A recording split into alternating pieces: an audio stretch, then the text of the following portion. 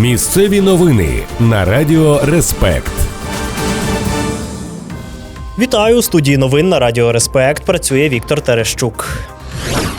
У Рівному патрульні затримали водія, який збив пішохода та втік з місця аварії. ДТП сталося вчора ввечері на проспекті Миру. За попередніми даними, водій автомобіля «Шевроле» на нерегульованому пішохідному переході наїхав на 50-річну жінку, яка переходила дорогу разом із дітьми. Після цього керманич залишив місце події. Поліцейські швидко встановили автомобіль та затримали 51-річного водія. Відкрито кримінальне провадження, нині тривають слідчі дії.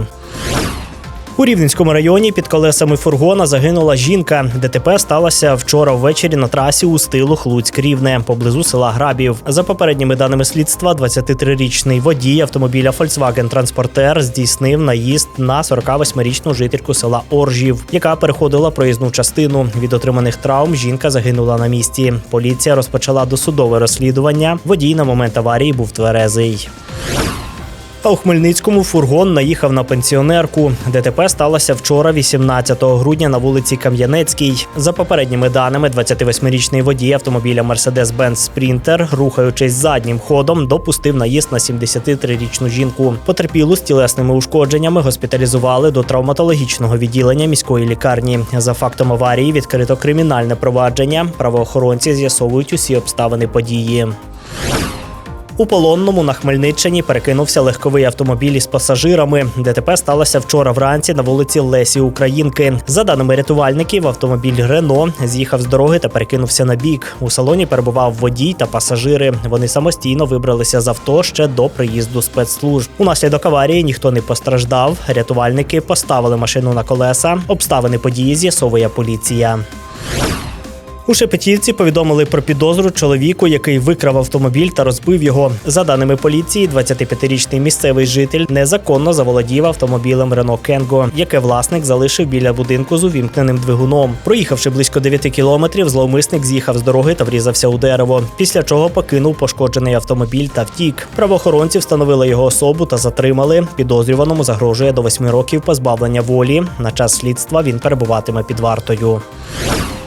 Депутату Дубенської районної ради повідомили про підозру через збитки державі у лісовій галузі на понад 3 мільйони гривень. За даними ДБР та СБУ, посадовець вчинив зловживання під час роботи керівником Дубенського лісгоспу. Слідчі встановили, що він створив схему реалізації обробленої деревини за зниженими цінами в інтересах пов'язаного підприємця. Внаслідок цього державне підприємство зазнало значних фінансових втрат. Чоловікові інкримінують зловживання службовим становищем. Нині вирішується питання про обрання запобіжного заходу.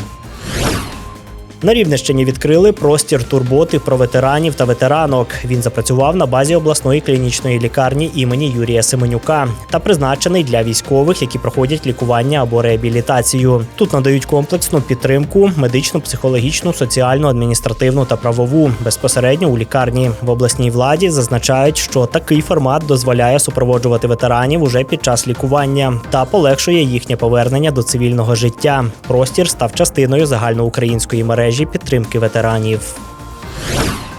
Лижниця зі Здолбунова Єлизавета Боярська здобула срібну медаль на етапі Кубка світу з фристайлу. Змагання відбулися 18 грудня у Фінській Руці. 15-річна спортсменка посіла друге місце у дисципліні акробатика, набравши 58,22 бала. Для Єлизавети це вже другий сезон виступів на міжнародному рівні та лише другий старт у Кубку Європи. Попереду у спортсменки наступні змагальні старти.